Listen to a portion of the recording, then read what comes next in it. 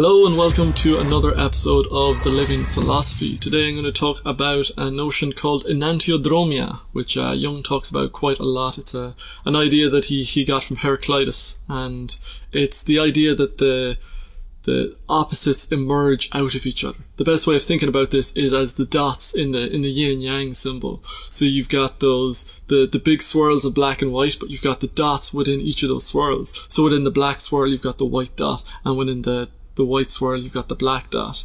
And what this means is that at any point the opposite can break out, and Jung calls that enantiodromia. And it's the tension. It's like if you think of the image of a bow and the tension in the bow pulling back, and the more you pull this way, the more it's going to shoot that way. So it's that oppositeness, that the dynamism of the more you pull it away. Whereas if you didn't pull the bowstring back at all, the arrow would just stay where it is. But to pull it to one extreme, it shoots to the other.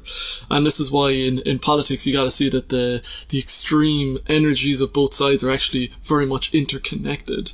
And the people who care deeply are the ones who get moved on that wave fastly over and back. And that's enantiodromia.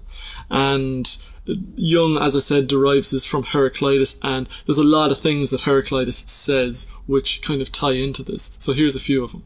Mortals are immortals, and immortals are mortals. The one living the other's death, and dying the other's life.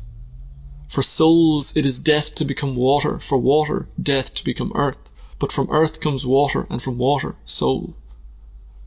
All things are in exchange for fire, and fire for all things. Like goods for gold and gold for goods.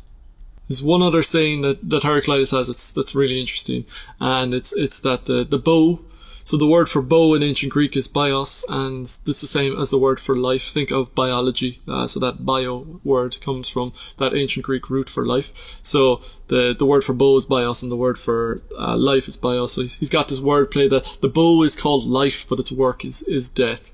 So I guess more of a pun into play on words, but interesting one. Yeah, so Heraclitus has a lot to make out of this idea, and it's that image of the bow. The bow is life. That tension shoots the arrow, and it's the tension within life that gives it its power. This really gets taken up. Heraclitus was Nietzsche's favourite ancient philosopher, and Jung makes a lot out of this idea of enantiodromia, and it's such a pervasive principle in our lives and in politics. So when I was reading about this and I was thinking about this, there's a couple of big examples that come to mind, but Jung talks about 18th century Paris. He talks about 18th century France, and you think of we know 1789 happens, but those nobility up until that point, they were living at the peak of decadence. They had such wealth, such richness, and they were living so disconnected to the lower classes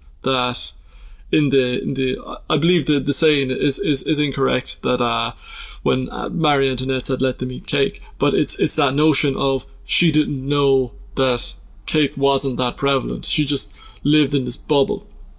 And so that bubble gets burst, and just at that peak, just when it's at its most decadent, that's when it crumbles. And that's the pyramid getting too top heavy, so it tips.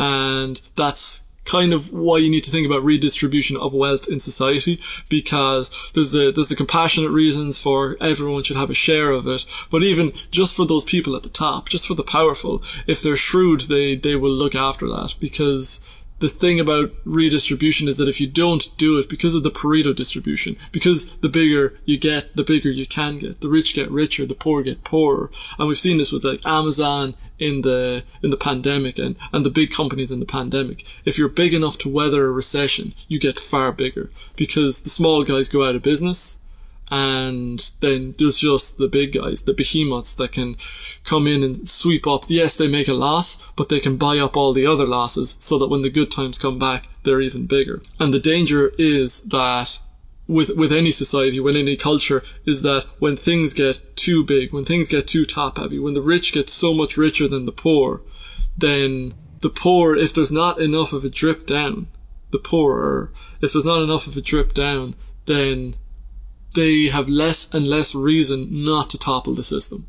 And that's what happens in 1789, is that there's a build-up of Enlightenment values, but also there's such decadence among the nobility that at some point it's like, we've got nothing to lose. We've got so little to lose that let's start a revolution. And I guess we can see the inklings of this beginning to happen with the Occupy movement and with the frustration that's building up over global warming. And now we've got the antitrust things with social media companies and stuff like that. And I imagine there'll be ones coming with Amazon. It was America managed to curve this back at the start of the 20th century, managed to break up the Rockefeller and the different other massive companies, the steel company and stuff. So they managed to break down the monopolies. But now we've got a new type of monopoly springing up. And the danger is as that becomes more concentrated, as that is becoming more concentrated, we're seeing how that energy wants to topple the system. It's exactly as that wealth gets so big, that's what builds the tension in the lower part of the pyramid.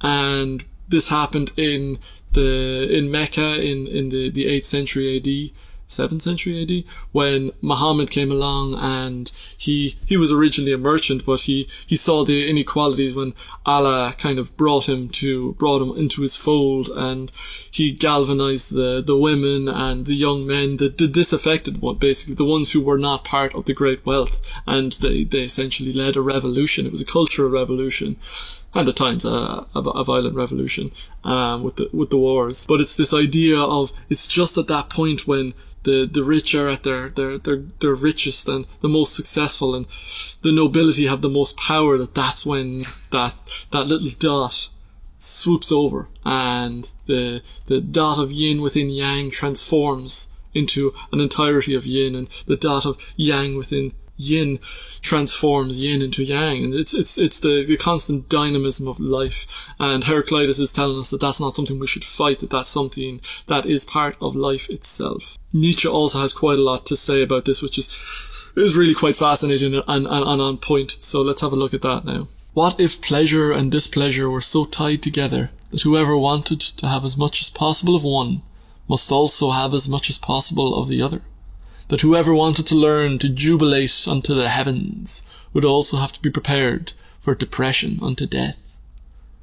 You have the choice, either as little displeasure as possible, painlessness in brief, or as much displeasure as possible as the price for the growth of an abundance of subtle pleasures and joys that have rarely been relished yet. If you decide for the former and desire to diminish and lower the level of human pain, you also have to diminish and lower the level of their capacity for joy. So with Nietzsche we see that this law doesn't just operate in the political sphere, but it also operates in the personal sphere. That tension between the opposites. And you definitely know this, if you go on an adventure, if you go off into adversity and you experience that longing for home, you experience that longing. When I went on a hike over the summer for 40 days and 40 nights living in a tent, and there were times I had a tent that was just it was like a festival tent, and the water was dripping in, and I had a sock to mop up the ground, and at that moment there was never such a nostalgic longing for the comforts of home. And I went down so I was in that tent all day because it was torrential rain, but there was a break around 4:30, and I went down the road to this little pub, this little restaurant that was there, and just got an orange scone and a cup of coffee, and it was blissful for me. It was an absolute delight.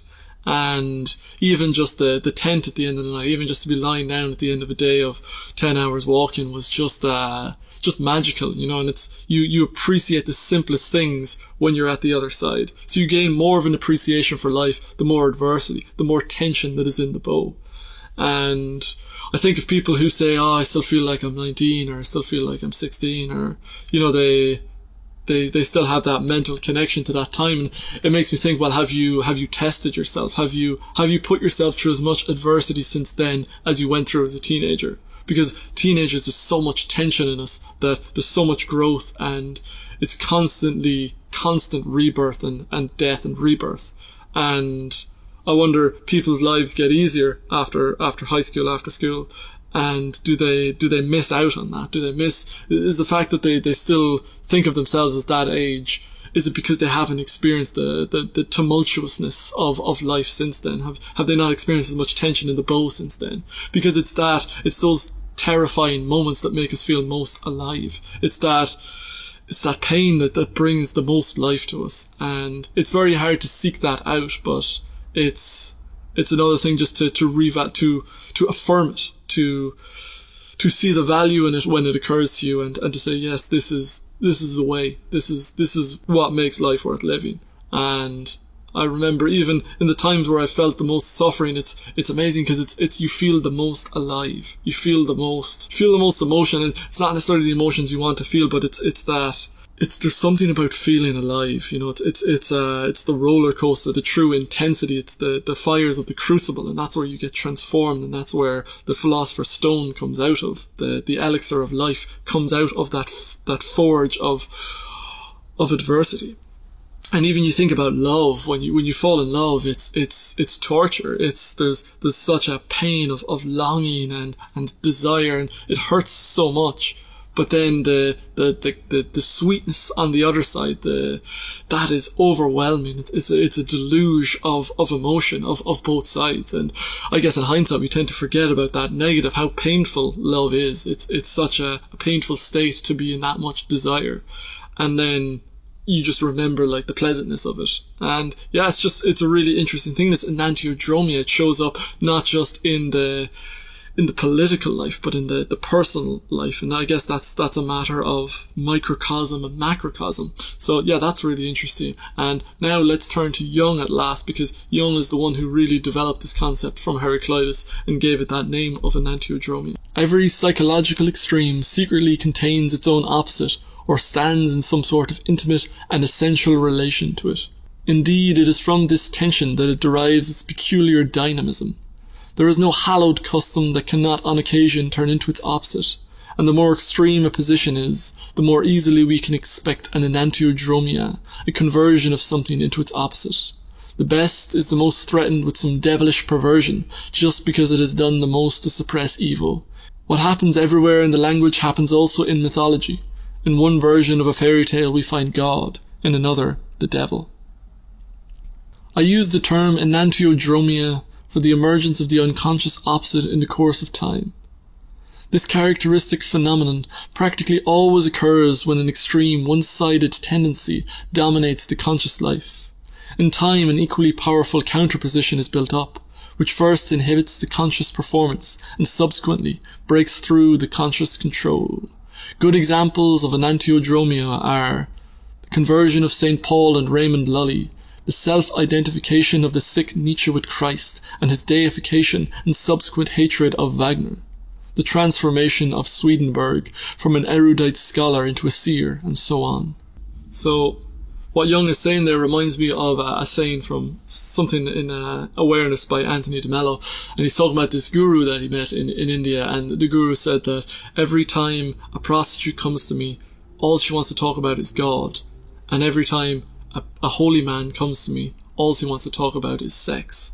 And it's that thing of we're tied to that opposite. The tension of living away from that opposite is shoots us towards it, propels our mind into it. And I find that's a very fascinating tension that is contained in the human soul. And enantiodromia, it's captured so well in that symbol of yin and yang, which is dynamic even when it's static. And yeah, that's just a fascinating concept that I wanted to share with you today. I hope you've enjoyed it. If you have, please subscribe if you haven't already. I'd love to hear from you down in the comments if you have any insights or anything that I missed, or any other quotes you could add on to that, or examples you could add on to that. And otherwise, I shall see you next time. Thank you for watching.